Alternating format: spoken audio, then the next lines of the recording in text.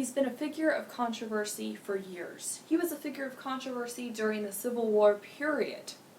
Today we're going to answer some questions suggested by the Google search engine about Jefferson Davis.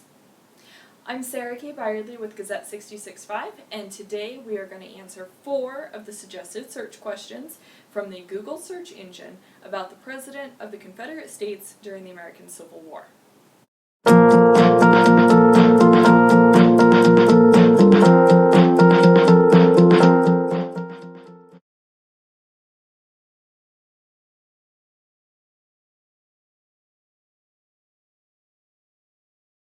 Question number 1. What is Jefferson Davis most famous for? Well, Jefferson Davis is going to be most remembered in history for his role as the President of the Confederate States during the American Civil War. That's how he's going to be remembered in the history books, and it is going to be what shapes his memory after the war and for the rest of his life, and even his memory beyond his death. But that wasn't the only thing that Jefferson Davis did during his lifetime. He did some other things as well prior to joining the Confederacy. For example, he represented the state of Mississippi in the United States House of Representatives, in the United States Senate, and he served as Secretary of War under President Franklin Pierce in the 1850s. When Mississippi seceded, Jefferson Davis left Congress, returned to his home in that state, and then received a summons that he had been chosen by the forming Confederate state government to be their president.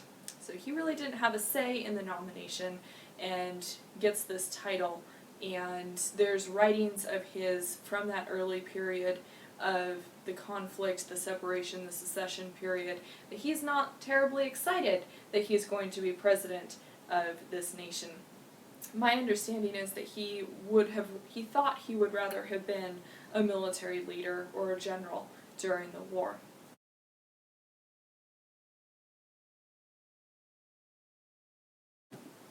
Question number 2. What was Jefferson Davis's role in the Civil War? Well, he was serving as the head of the executive branch for the Confederacy during the American Civil War. So he is President of the Confederacy. He is nominated, he accepts the position in 1861. He takes office. His inauguration will actually happen in 1862. Once the government is a little more solidified, he would have had a 6-year term, according to the Confederate Constitution, but the war ended before that ran out, so he was the one and only president of the Confederate States of America. In his role as president, Davis attempted to do some micromanaging in the military aspects of the Civil War. He made some military decisions, placing commanders that turned out to be very sound. He makes the decision to put Robert E. Lee in command of the Army of Northern Virginia. He also makes some military decisions that are going to have some significant impact negatively for the Confederate war effort. He continues to support Braxton Bragg and some of the other generals in the Western Theater who maybe should have been replaced, but Davis was very loyal to those that he considered to be his friends. In addition to trying to take a hand in some of the military aspects of the Civil War and his Confederacy, Davis had to work with this newly formed, fledgling political organization that became bureaucratic very quickly. Davis was not a universally popular president in the Confederacy, and in fact endured a lot of criticism, especially from newspapers throughout the South, but particularly in Richmond, which was serving as capital of the Confederacy.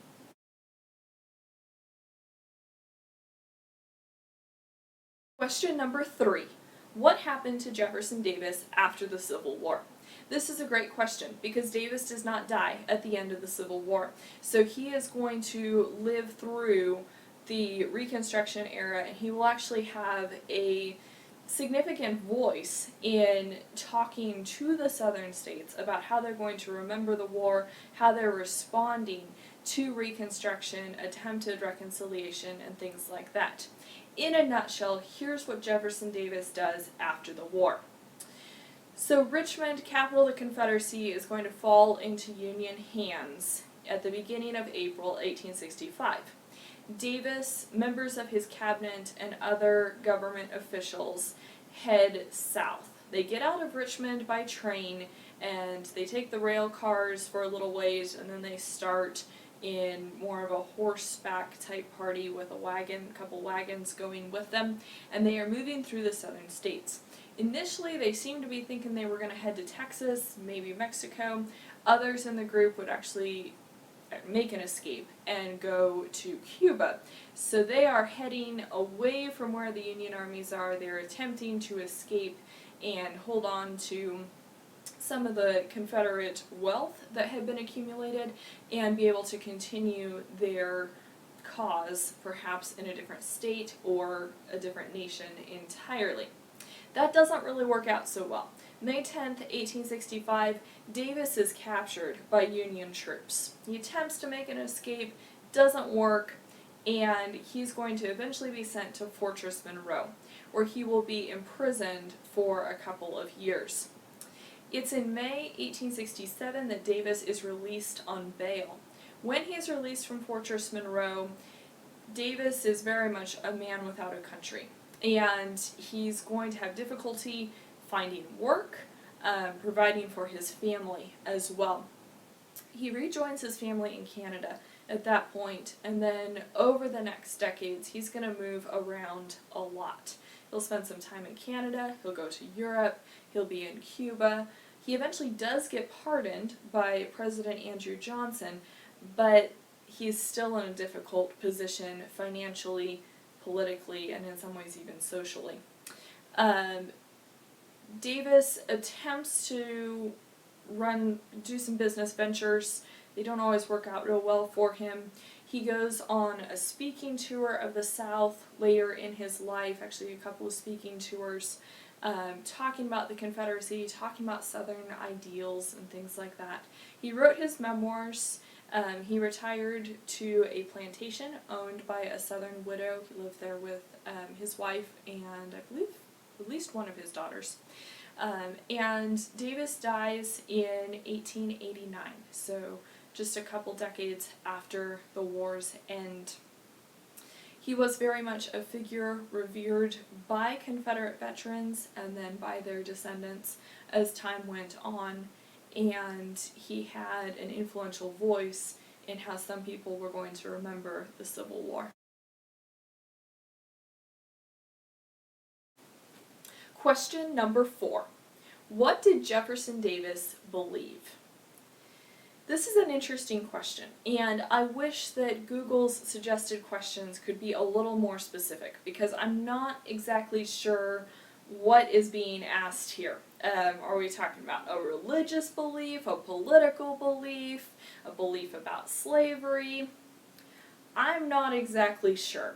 I'm going to make a guess that it's political, and we're going to go that route in the answer.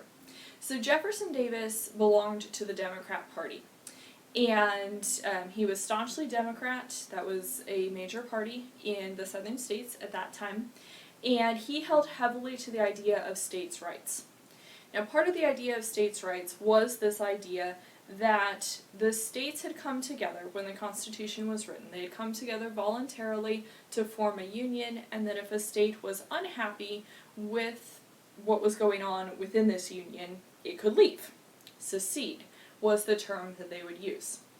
Now, it was not an idea held exclusively by southern states. We should note that.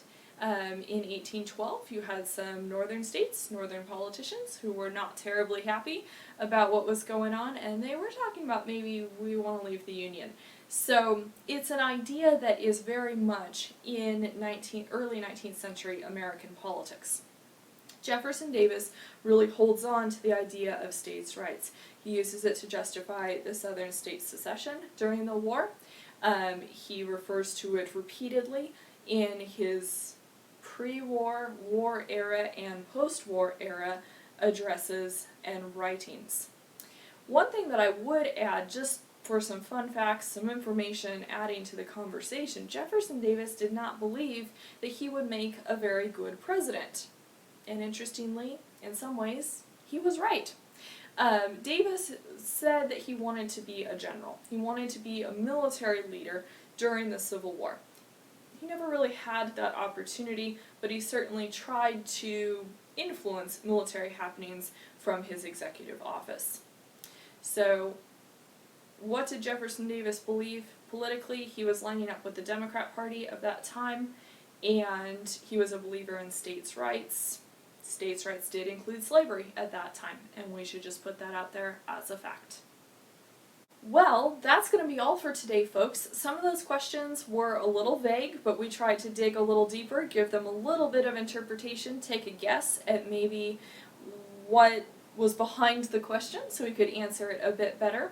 Hopefully this overview has given you some fast answers on Jefferson Davis, President of the Confederate States during the American Civil War. I'm Kay Bierle with GZ665. Thanks for watching and have an inspired week.